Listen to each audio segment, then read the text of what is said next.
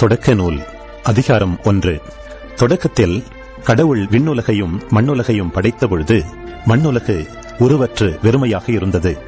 ஆழத்தின் மீது இருள் பரவியிருந்தது. நீர்த்திரளின் மேல் கடவுளின் ஆவி அசைந்தாடிக் கொண்டிருந்தது. அப்பொழுது கடவுள் ஒளி தோன்றுக என்றார். ஒளி தோன்றிற்று. கடவுள் ஒளி நல்லது என்று கண்டார். கடவுள் ஒளியையும் இருளையும் வெவ்வேறாக பிரித்தார். கடவுள் ஒளிக்கு பகல் என்றும் இருளுக்கு இரவு என்றும் பெயரிட்டார். மாலையும் காலையும் நிறைவுற்று முதல் நாள் முடிந்தது. அப்பொழுது கடவுள் நீர்த்திரளுக்கு இடையில் வானம் தோன்றுக, அது நீரினின்று நீரை பிரிக்கட்டும் என்றார். கடவுள் வானத்தை உருவாக்கி வானத்திற்கு கீழுள்ள நீரையும் வானத்திற்கு மேலுள்ள நீரையும் பிரித்தார். அது அவ்வாறே ஆயிற்று. கடவுள் வானத்திற்கு விண்ணுலகம் என்று பெயரிட்டார். மாலையும் காலையும் நிறைவுற்று 2ஆம் நாள் முடிந்தது. அப்பொழுது கடவுள் விண்ணுலகுக்கு கீழுள்ள நீர் எல்லாம் ஓரிடத்தில் ஒன்று சேர உலர்ந்த தரை தோன்றுக என்றார். அது அவ்வாறே ஆயிற்று. கடவுள் உலர்ந்த தரைக்கு நிலம் என்றும் ஒன்று திரண்ட நீருக்கு கடல் என்றும் பெயரிட்டார். கடவுள் அது நல்லது என்று கண்டார். அப்பொழுது கடவுள் புற்பூண்டுகளையும் விதை தரும் செடிகளையும் கனி தரும் பழமரங்களையும் அந்த இனத்தின்படியே நிலம் விளைவிக்கட்டும் என்றார். அது அவ்வாறே ஆயிற்று. புற்பூண்டுகளையும் விதையை பிறப்பிக்கும் செடிகளையும் கனி தரும் மரங்களையும் அந்த இனத்தின்படி நிலம் விளைவித்தது. கடவுள் அது நல்லது என்று கண்டார். மாலையும் காலையும் நிறைவுற்று 3ஆம் நாள் முடிந்தது. அப்பொழுது கடவுள் பகலையும் இரவையும் வெவ்வேறாக பிரிப்பதற்கும் காலங்கள், நாள்கள், ஆண்டுகள் ஆகியவற்றை குறிப்பதற்கும் விண்விரிவினில் ஒளிப்பிழம்புகள் தோன்றுக, அவை மண்ணுலகிற்கு ஒளி தர விண்விரிவினில் ஒளிப்பிழம்புகளாக இருக்கட்டும் என்றார். அது அவ்வாறே ஆயிற்று. கடவுள் 2 பெரும் ஒளிப்பிழம்புகளை உருவாக்கினார். பகலை ஆள்வதற்கு பெரிய ஒளிப்பிழம்பையும் இரவை ஆள்வதற்கு சிறிய ஒளிப்பிழம்பையும் மற்றும் விண்மீன்களையும் அவர் உருவாக்கினார். கடவுள் மண்ணுலகிற்கு ஒளி தர விண்ணுலக வானத்தில் அவற்றை அமைத்தார். பகலையும் இரவையும் ஆள்வதற்கும் ஒளியையும் இருளையும் வெவ்வேறாக பிரிப்பதற்கும் அவற்றை அமைத்தார். கடவுள் அது நல்லது என்று கண்டார். மாலையும் காலையும் நிறைவுற்று 4ஆம் நாள் முடிந்தது.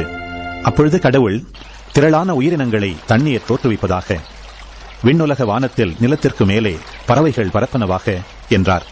இவ்வாறு கடலின் பெரும் பாம்புகளையும் திரள் திரளாக நீரில் நீந்தி வாழும் உயிரினங்களையும் இறக்கையுள்ள எல்லாவித பறவைகளையும் அவ்வவற்றின் இனத்தின்படி கடவுள் படைத்தார். கடவுள் அது நல்லது என்று கண்டார். கடவுள் அவற்றிற்கு ஆசி வழங்கி, பலுகி பெருகி கடல் நீரை நிரப்புங்கள், பறவைகளும் மண்ணுலகில் பெருகட்டும் என்றுரைத்தார். மாலையும் காலையும் நிறைவுற்று 5ஆம் நாள் முடிந்தது. அப்பொழுது கடவுள் கால்நடைகள், ஊர்வன, காட்டு விலங்குகள் ஆகியவற்றை அவ்வவற்றின் இனத்தின்படி நிலம் தோற்றுவிப்பதாக என்றார்.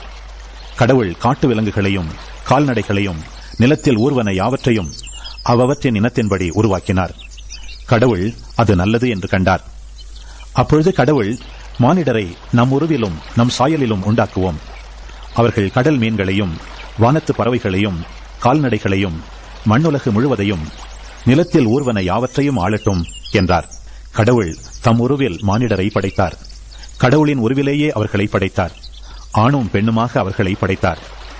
கடவுள் அவர்களுக்கு ஆசி வழங்கி, பலுகி பெருகி மண்ணுலகை நிரப்புங்கள், அதை உங்கள் ஆற்றலுக்கு உட்படுத்துங்கள், கடல் மீன்கள், வானத்து பறவைகள், நிலத்தில் ஊர்ந்து உயிர் வாழ்வன அனைத்தையும் ஆளுங்கள் என்றார். அப்பொழுது கடவுள், மண்ணுலகெங்கும் உள்ள விதை தரும் செடிகள், பழமரங்கள் அனைத்தையும் உங்களுக்கு நான் கொடுத்துள்ளேன். இவை உங்களுக்கு உணவாகட்டும்.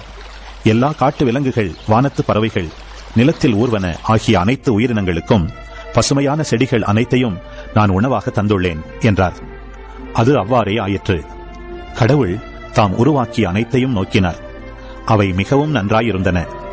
மாலையும் காலையும் நிறைவுற்று 6ஆம் நாள் முடிந்தது. விண்ணுலகும் மண்ணுலகும் அவற்றில் உள்ள அமைப்புகள் அனைத்தும் உருவாக்கப் பெற்று நிறைவெய்தின. மேலும் கடவுள் தாம் செய்த வேலையை 7ஆம் நாளில் முடித்திருந்தார். அவர் தாம் செய்த வேலைகள் அனைத்தையும் நிறைவு பெறச் செய்து 7ஆம் நாளில் ஓய்ந்திருந்தார். கடவுள் 7ஆம் நாளுக்கு ஆசி வழங்கி அதை புனிதப்படுத்தினார்.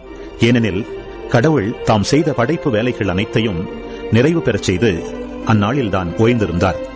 இவையே விண்ணுலக மண்ணுலக படைப்பின் தோற்ற முறைமையாம்.